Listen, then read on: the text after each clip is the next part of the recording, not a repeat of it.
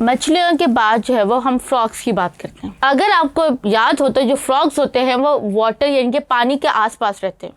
So that's why इनके अंदर जो होता है वो कुछ आपके जो होते हैं वो एम्फीबियन कैरेक्टर्स होते हैं और कुछ जो होते हैं वो मछलियों की तरह जो होते हैं वो कैरेक्टर्स होते हैं। एक तो दूसरी बात ये कि इनकी स्किन जो होती है वो काफ़ी ज़्यादा मॉइस्ट होती है, इसीलिए इनकी जो गैसेज एक्सचेंज होती है वो लंग्स से भी होती है, स्किन से भी होती है और बकल चैम्बर से भी होती है। बकल चैम्बर जो है वो फ्रॉग के माउथ को कहते हैं। यहाँ पे जो है वो आपकी बुक के अंदर जो है वो इनका लंग्स के साथ जो है वो गैस एक्सचेंज जो है वो डिस्कस किया हुआ है, लेकिन मैं आपको जो है वो वन लाइन में एक्सप्लेन कर देती हूँ कि इनकी स्किन से कैसे रिस्पिरेशन होती है। स्किन क्योंकि इनकी स्लाइमी और मॉइस्ट होती है, सो डायरेक्टली बाय डिफ्यूजन इनकी जो स्किन होती है उससे कार्बन डाइऑक्साइड एनवायरनमेंट में जाती है और ऑक्सीजन जो है वो एनवायरनमेंट से उनकी बॉडी में आती है। फिर उसके बाद इनके जो माउथ होता है, जब वो अपने माउथ को ओपन करते हैं तो माउथ को ओपन करने की वजह से नॉस्ट्रिल्स को ये क्लोज कर देते हैं और माउथ के ज़रिए जो होता है ये ऑक्सीजन को इनहेलेशन या ऑक्सीजन को जो होता है वो अपनी बॉडी के अंदर लेकर जाते हैं। और इस कंडीशन के लिए इनका माउथ जो होता है वो ओपन होना चाहिए। तो ये बेसिकली उस टाइम ये परफॉर्म कर सकते हैं जब ये जो होते हैं पानी में तैर नहीं रहे होते, पानी के ऊपर होते हैं, क्योंकि इनके माउथ जो होता है वो कॉन्टीन्यूसली ओपन रहना होता है। अब हम बात करते हैं इनके लंग्स की रिस्पायरेशन के लिए।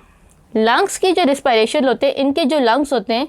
वो प्रॉपरली जो होते हैं वो डिवेलप्ड हुए हुए होते हैं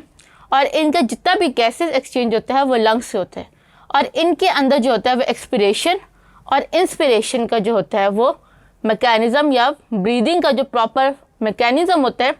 वो इनके अंदर जो है वो प्रॉपर स्टार्ट होता है। तो अगर हम इनहेलेशन की बात करें तो इनहेलेशन के अंदर सबसे पहले इनके जो नॉस्ट्रिल्स होते हैं वो ओपन होते हैं और इनका माउथ जो होता है बकल कैविटी का वो ड्रॉप होता है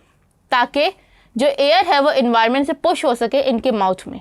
फिर जो है उनका जो माउथ होता है उसका फ्लोर एकदम से राइज करता है और राइज करने की वजह से जो होता है वो फ्लोर जो है वो प्रेशर एग्जर्ट करता है और सारी एयर्स जो है वो सीधा लंग्स में जाती है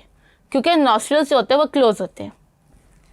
फिर इसके बाद अगर मैं एक्सपिरेशन की बात करूँ तो इनके जो लंग्स होते हैं वो कॉन्ट्रैक्ट करते हैं और जो सारी एयर होती है वो इनके बकल कैविटी में चली जाती है जिसको माउथ कहते हैं और उस वजह से उनका जो माउथ का फ्लोर होता है वो नीचे की तरफ पुश होता है ताकि मैक्सिमम एयर लंग्स से माउथ में आ जाए।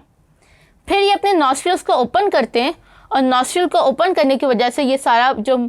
माउथ से जो होता है वो एयर को पुश करते हैं इनटू द नॉस्ट्रिल्स और नॉस्ट्रिल से जो है वो एयर उनकी जो है वो इन्वायरमेंट में रिलीज़ हो जाती है। तो इस मैकेनिज़्म के थ्रू फ्रॉग्स जो होते हैं वो अपनी रिस्पिरेशन का प्रोसेस परफॉर्म कर रहे होते हैं।